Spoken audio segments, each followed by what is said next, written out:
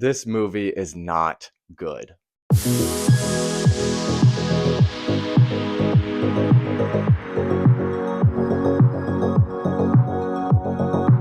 What's up, you guys? It's Jonathan Carter back with another J. Carter Movies review, and today we are going to be talking about Joker Foile, Deux. Before we get into this review, I just want to state a few things. I am a massive fan of the original Joker film. That movie is a 9 out of 10 for me, nearly perfect. I love its depiction of mental health. I love the issues it talks about in society, in the world, and I also really enjoy how it delved into the character of Arthur Fleck, how he transformed into the Joker, how nobody was really there to help him. The world just kind of kept beating him down, pushing him to the side. It's obviously a very hopeless and bleak film, but there are themes in there that I did enjoy. I think it was directed and written very well and acted to just such a superb level with Joaquin Phoenix. I believe this movie should have won, or I believe the original Joker should have won Best Picture, and I'm glad that Joaquin Phoenix did win Best Actor in that movie. So I just wanted to give a little background before we dive into this review of Joker 2, Joker Folie, Deux, that I do love the original. After seeing this new movie, I still love the original. When I heard the early reviews and the rumors that Joker Folie, Deux was pretty terrible, was awful, but then there's some mixed stuff. People saying it's amazing, it's going to stand the test of time, blah, blah, blah, blah, blah. A lot of discourse on both sides. I had to go see it. I'm getting this review out a little late because I was traveling, but I still was I just wanted to make up my own mind about it, see the movie for myself, see what's really going on. And so how do I feel about all of it? We're going to get into that right now. Before we do, please be sure to like and subscribe. That would really, really help me out a lot. And moving into this review, let's kick it off with the positives. Right before we get into all of this, I'm going to put a trigger warning for this review. Everything having to do with spoilers, there's going to be a spoiler section at the end. I can put a time mark here. You can jump there if you want to hear my thoughts on it. Majority of this review is going to be without spoilers, and then spoilers at the end. Right off the bat, Joaquin Phoenix and Lady Gaga are phenomenal. Like I said earlier, Joaquin Phoenix won Best Actor for Joker 2019, and I believe that was incredibly well deserved. And he has not missed a beat between two movies here. Like, he is the exact same character, exact same actor, and he actually gets to play a little more into the character a little bit. He has not missed a beat. What he brings to not only playing Arthur as this mentally ill loner, society has abandoned him, the world has abandoned him, his family, everything, but then he plays the other side of the coin with Joker. He's a completely different persona, and he gets, with the Joker aspect mostly in this film, Joaquin gets to dive a little more into that, and because he's already established as Joker, we don't have to set that up in this movie. He can just fully embody that character and play it a little more. And so it gives him a little more room to explore and really put his true talent on screen for everybody to see. And also, Lady Gaga doesn't need any introduction. She is phenomenal. She's a phenomenal actress. She's a phenomenal singer. Separately and together in the movie, they play off of each other so well. And I just wish the film was as good as their acting, because it really, they are powerhouses, and like, I can't give them any more praise. Their romance, their relationship that's explored in this film gives another side, again, something else for Arthur to have in this movie that we didn't really explore too much in the first one, because it's shown in the first one that relationship is completely fabricated in his mind.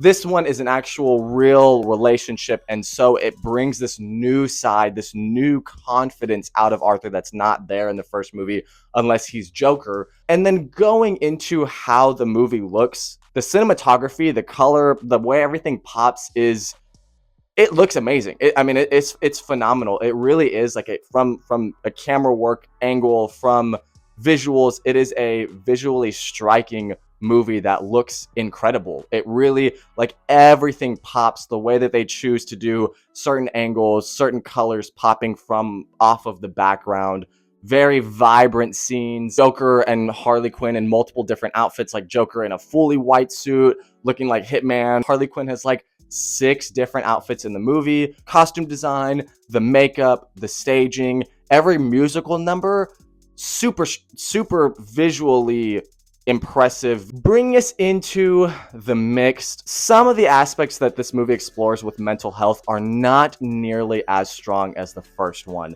I know a lot of people said with the first one it was very divisive because they said, is it just surface level exploring mental health? It's a ripoff of Taxi Driver, blah, blah, blah, blah, blah.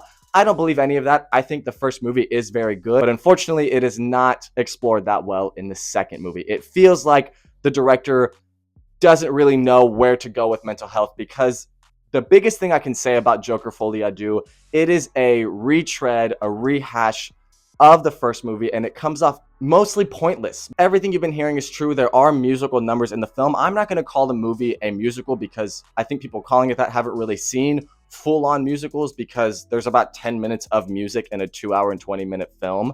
So there are musical sections, but majority of those, actually all of those moments really are either in Arthur's head, and so it plays out with just the two of them singing, that's how the relationship works, or the character of Lee, played by Lady Gaga, is an amazing singer that is part of her character, so she sings to Arthur at the beginning, and that is how singing really gets into his mind and develops, blossoms their relationship. So it has a story aspect to it. Like, the music is there for a reason. And also, I would like to remind everybody, at the end of the first Joker, Arthur sings. Like, when he's in the asylum, he sings, and he also dances throughout the entirety of that movie. So it's just a natural progression for this movie to get into more of the singing, more of the dancing, and those moments didn't really bother me. There's still character moments without singing. Again, if there's 10 minutes of singing in a 2-hour and 20-minute movie, it's not really a musical, and there's not these big numbers of people dancing in the streets of Gotham and choreography and everything like that. They're pretty self-contained, like about 2 minutes of singing, and then it gets into the next scene. So those musical numbers didn't really take me out of the movie, but I see why it would for like many people. But it is in the mixed because it doesn't really, the movie feels like it has an identity issue of what it wants to be. And then diving back into mental health, this movie has musical moments and then plays as a courtroom drama of, did Arthur really commit these murders that he did in the first movie? And like, obviously the answer is yes, he did them. There's no real defending it. But the twist, what they try to throw into this movie is, does Arthur have two different personalities? Is Arthur and the Joker, are they two different people? Dissociative identity disorder, DID, is what this movie attempts to explore and puts onto the role of Arthur. And so if it was explored properly, it could create another layer for this movie to explore as a sequel. But unfortunately, it's introduced, and then there's like the first courtroom scene, and then it's just dropped from there. There's no, like, it seems like the director was like, yeah, this is a disorder, so let's put it in the movie, but then didn't fully explore or even like research that disorder beforehand. And so the movie doesn't have anything substantial to say about it. So if you're going to introduce, again, play off of mental health like you did in the first movie, introduce a new layer of mental health with this actual real disorder, and then not have anything to say about it, like, dude, don't even introduce that from the beginning then, or at least know what you're talking about and come readily equipped to explore a real mental health issue, or just don't do it. And so that's why it falls into the mix, because it is interesting for a moment, like the musical numbers, and then doesn't really do anything with it. And so again, this movie just has a really big identity issue. So I just want to make it clear, I don't mind that there's musical numbers in this movie. I don't dislike the movie for that. What I do dislike about this movie is what we're going to get into with the negatives. Man, there's so much in this movie towards the end that I think is just downright awful and does not work. So there's a trigger warning here. Unfortunately, there is sexual assault in this movie. There is rape in this film. The movie doesn't say that at the beginning. There's no like trigger warning. Again, there's absolutely no warning for anything. And so you're just thrown into this thing is just thrown at you on the screen towards the end of the film. And I'm going to have a spoiler section here at the end, but without getting into spoilers right now, what this movie does to a character to explore, like to give them a character arc with sexual assault, is so vile and so awful that this movie has to go to those lengths and these dark corners when the first movie was so powerful and didn't need to explore this. I am of the mindset, and I've said this before in videos, rape, sexual assault has no reason to be in a film or any media or anything. It doesn't add anything, and it just feels like this director all of a sudden is like some edgy 20-year-old that is like, yeah, I have rape and sexual assault in my movie. Ooh, look, I'm breaking boundaries. No, you're not. It is really just terrible. And with that happens to the character towards the end of the movie is just really, it did not, none of it sat right with me, and it just makes this movie so completely pointless and lacking any kind of meaning by the end of it. And that's what upsets me. It's not the musical numbers, it's not that the movie is a courtroom drama, none of that. It's how the director does not understand mental health, but he thinks and he is coming off like he does, and it's just so incredibly infuriating, indefensible, awful. I don't like any of it. So this is the big spoiler moment here where I'm going to talk about basically just the end of the movie. The movie wants you to believe, well, no, it shows Arthur has the Joker assaulted, raped out of him. He is assaulted by prison guards and then doesn't want to be the Joker anymore because he was assaulted and raped.